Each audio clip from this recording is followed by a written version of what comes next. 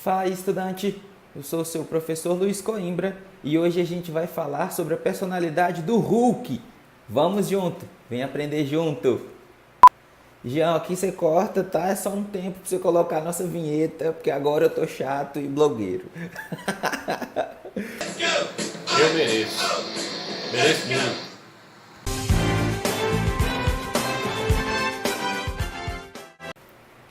Galera, no vídeo de hoje a gente está respondendo a pergunta que eu respondo lá do Instagram da semana passada.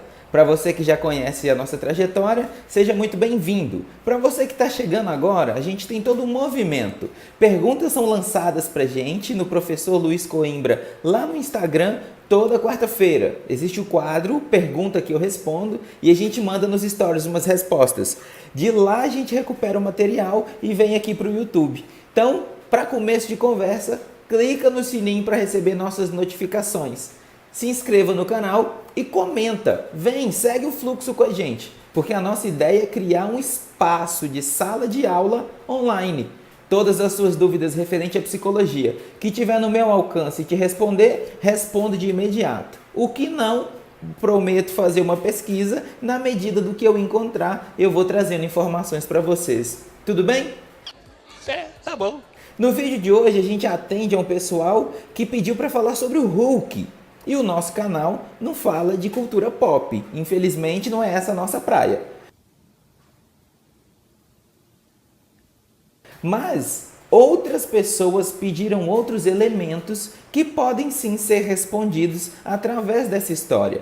Então, na nossa análise, a gente não vai mergulhar na personalidade do Hulk, no trauma de infância, no que é aquele negócio de raio gama, por que fica verde. Isso não nos importa. A gente vai falar um pouco sobre a psicanálise, pegando alguns elementos da história do Hulk. Por exemplo, no Pergunta que eu respondo, mais de uma pessoa pediu para que a gente falasse sobre o estádio do espelho. Outros pediram para diferenciar neurose e psicose. Então a gente vai falar um pouquinho da neurose, um pouquinho do estádio do espelho com o Hulk. Tudo bem? Hoje a gente não fez para você um roteiro, uma pesquisa detalhada como de outras vezes. Fizemos só alguns levantamentos, estamos falando mais ou menos de cabeça. Então a gente já pede desculpa pelos erros que a gente for cometendo aqui e mais do que isso. Se você concorda, se você discorda, se te ajudou, se não, nem tanto, aprofunda aqui, mexe ali, comenta. Vem aqui embaixo, digita pra gente, nós vamos analisar. Na medida da nossa possibilidade, vamos atender o que for proposto aqui. Tudo bem? Primeiro ponto. Pergunta que eu respondo nas redes sociais, acompanha a gente e vamos seguindo o fluxo. Hoje a gente precisa responder ao público leigo.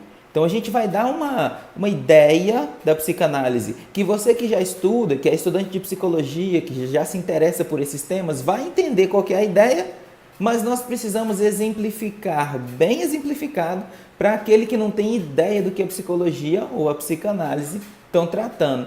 Pode ser assim? Vamos falar apenas de alguns aspectos. Começando pelo estádio do espelho. Que história é essa? O Lacan propõe o estádio do espelho como um processo de construção da autoimagem.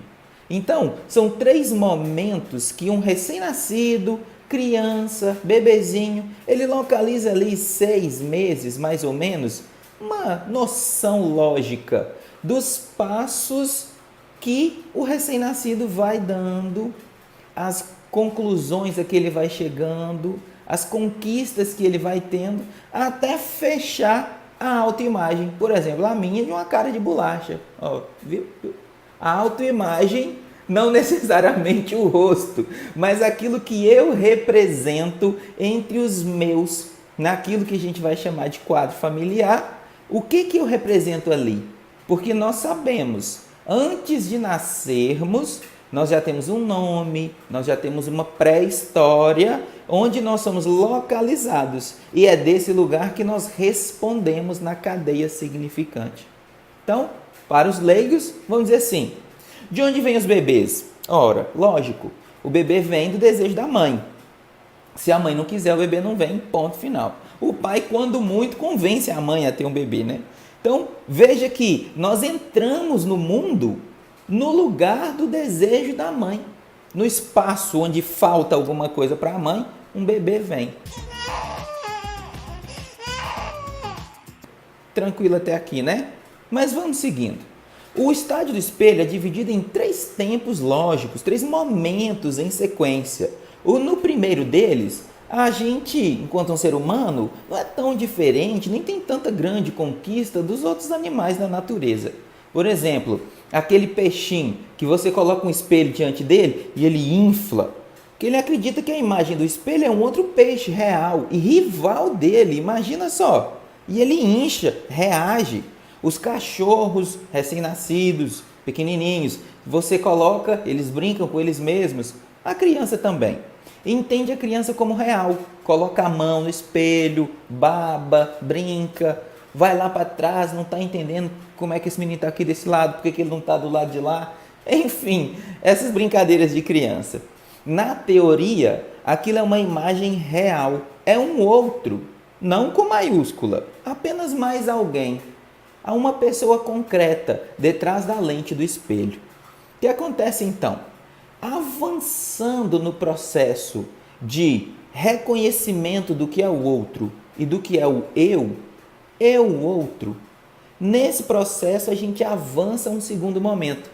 Quando eu já começo a perceber que a imagem do outro é virtual na figura do espelho. Aqui existe uma transição interessante.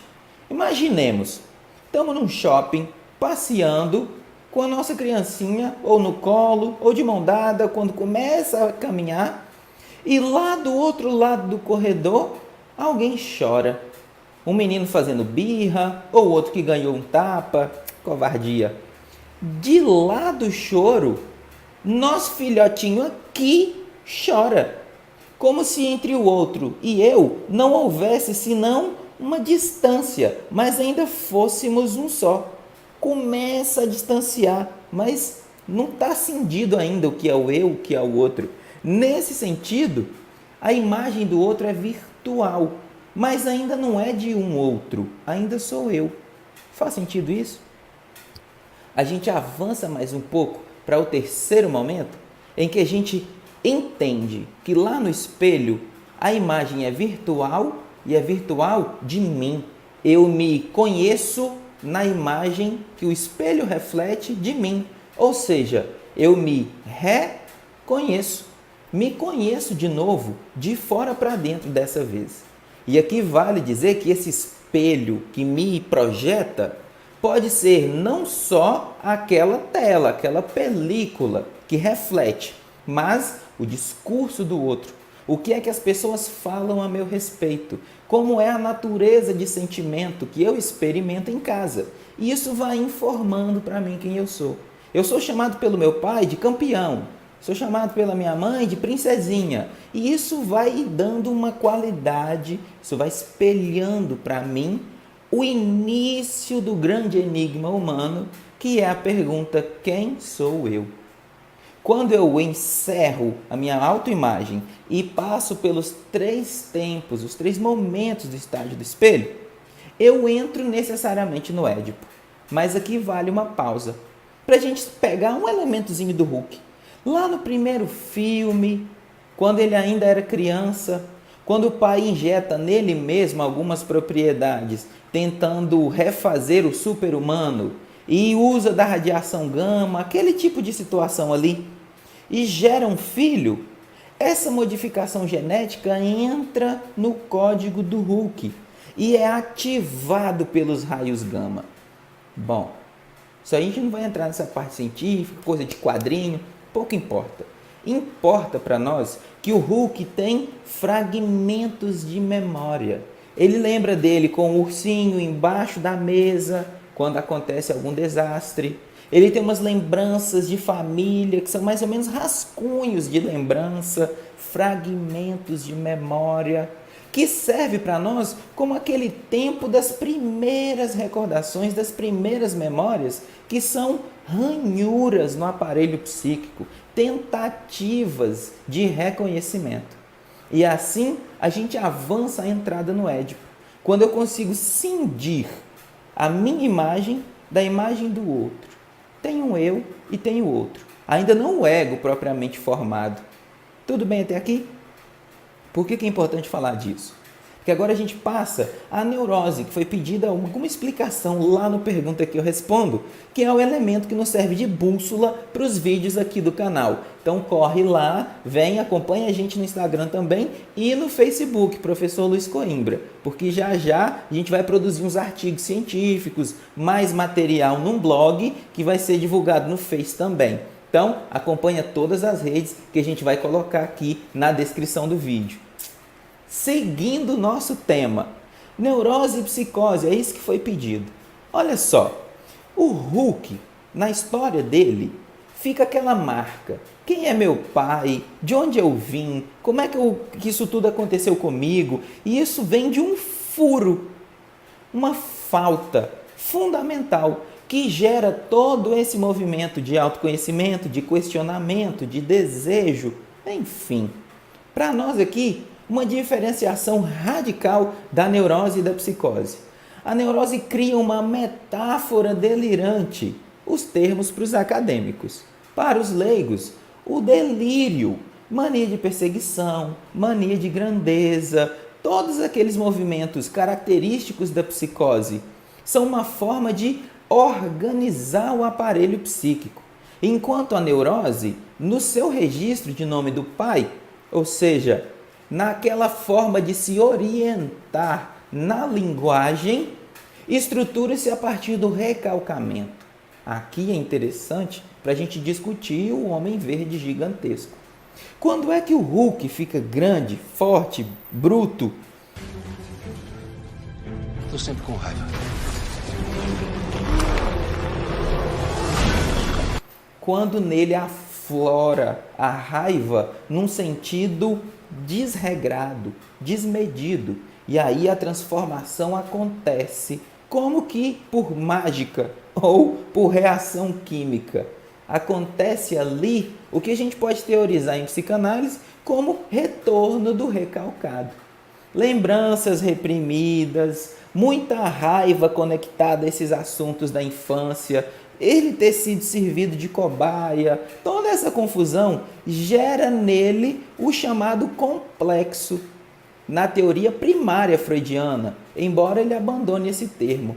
É um assunto que não é agradável, que se ele pudesse não falar disso, ele não falaria. Então ele retira da consciência esses elementos, mas não quer dizer que não esteja lá presente, não esteja afetando a consciência de uma outra cena. Quando esse elemento volta, deslocado, condensado, transformado em outros representantes, conectado a outras ideias, ele vem com tudo. A carga emocional surge novamente. E é mais ou menos assim que a gente constrói um sintoma. Do ponto de vista da psicanálise, a neurose responde do recalcamento ao sintoma. E aí a gente pode ter algo interessante no Hulk. Ele ter reprimido esse passado, ele não ter buscado uma psicanálise para se entender bem com a sua própria história, já que a história não é o passado, a gente aprende no seminário 1 do Lacan, logo no início, resta para ele essa forma de sintoma. Quando algo desequilibra emocionalmente, ele estoura. O que às vezes tem algo a dizer sobre nós mesmos, não é? Quantas vezes a gente é o próprio Hulk, que vai acumulando assunto, vai engolindo sapo, vai deixando para depois, não discute a relação, mas quando a coisa vem, estoura. Como se abrisse a barreira de uma barragem que jorrasse todos esses conteúdos de uma vez só. Fica para nós a dica do aprendizado com o Hulk. Por quê?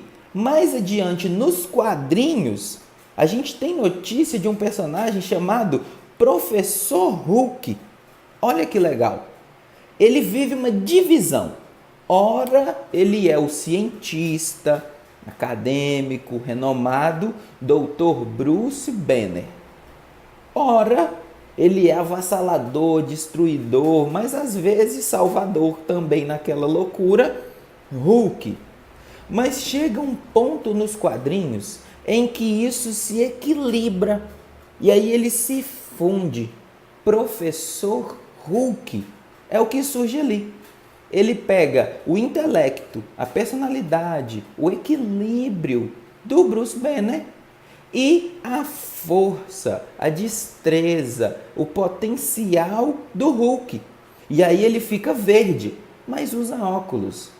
Ele fica super forte, mas usa roupa. Mais ou menos, ele conseguiu localizar socialmente o seu sintoma. Trocando em miúdos, é como se eu fosse uma pessoa estourada, de estupim curto, todas as vezes em que alguém pisa no meu calo ou que uma situação vai desandar e eu não posso deixar. O meu sintoma de ser o herói que corrige as coisas erradas na família, às vezes me causa prejuízo na convivência com meus familiares. Mas se eu der destino numa liderança de equipe bem equilibrada, esse meu ímpeto de solucionar problemas vai estar bem localizado. De outro modo, se eu fosse aquele que não dormiria enquanto meu pai ou minha mãe não chegassem em casa, e aí desde criança me habituo a madrugar aguardando a chegada deles, como um sentinela que cuida da casa enquanto o pai ou a mãe está fora, eu posso ter em mim a construção de um sintoma de ser uma sentinela, de estar sempre pronto e presente, o que pode me causar transtornos de sono, o que pode me desgastar no estresse porque eu não consigo baixar a guarda, por um lado, mas por outro, eu poderia ser um bom vigia noturno. Desde que eu localize bem o meu sintoma numa função social, eu estou mais ou menos organizado. A questão é descobrir qual foi o caminho que me levou até lá e lidar com os meus sintomas e com as minhas características desajustadas, interpretando o que é que isso tem a dizer a meu respeito enquanto construção pessoal. E aí sim, dar um destino, aprender o que fazer, de que modo destinar socialmente esse elemento que marca a minha personalidade. No fim das contas, tratar do sintoma como um mensageiro a meu próprio respeito e me orientar pelo autoconhecimento numa análise. Esse é o convite.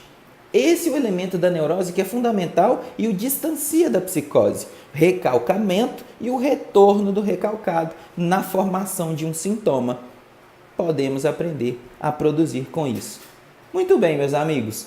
Esse é o nosso espaço. Sala de aula online. Pergunta que eu respondo toda quarta-feira no Instagram e os vídeos aqui normalmente na sexta, a menos que aconteça algum probleminha e a gente não puder postar e aí postamos assim que pudermos. Tudo bem? Nosso canal está no início, você é muito importante para nós. Inscreve no canal, clica no sininho para receber as notificações, comenta os temas que te interessem e vem também para o Instagram, que a gente está chovendo material lá. Já falamos sobre dificuldade de apresentar trabalho, já falamos um pouco sobre a dificuldade de escrita científica e vamos falar muito em breve do TCC. Vem, vamos aprender juntos. O seu professor Luiz Coimbra está por aqui. Um abraço!